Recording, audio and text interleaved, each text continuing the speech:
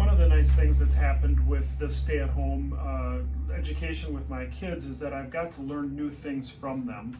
And my 8-year-old was here the other day, and he did a little art project for me with just a I can monster kind of thing, and he posted it on one of my boards in the back. And as I looked at that, I realized that very often I will find reasons why I can't or I shouldn't do something. I don't have the time, or my kids are busy, my schedule's busy. And I think all of us can relate to the idea that I've got a lot going on. And even with altered schedules as they are, we still can come up with an internal dialogue of excuses like I'm not good at staying on goals, or I get disorganized, or it takes too much time to eat clean, or it takes too much time to exercise or meet up and do something healthy for myself like read or meditate.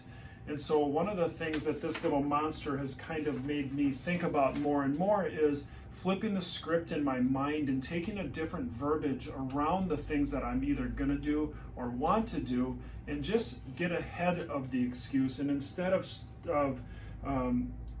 start taking the reason why I can do something instead of why I won't do something. Because often we do have the time. It's a trade-off.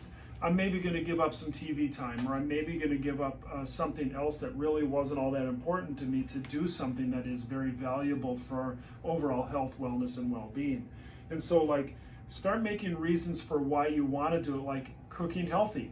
Yes, it can take time to stand by a stove, cut up vegetables, prepare foods, but when we start to cook healthy for the people in our lives instead of going to find fast food one more time, the reason becomes more powerful and it's easier to do.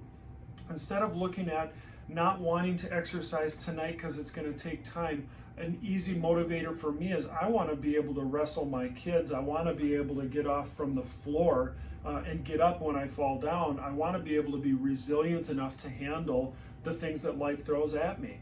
I want to look at changing the dialogue around my self-worth and saying I'm worth making time for, and I'm worth scheduling out things like exercise, things like eating healthy, things like meditation, or just quiet time to myself, and actually putting it on my busy schedule and getting ahead of it before it becomes an excuse.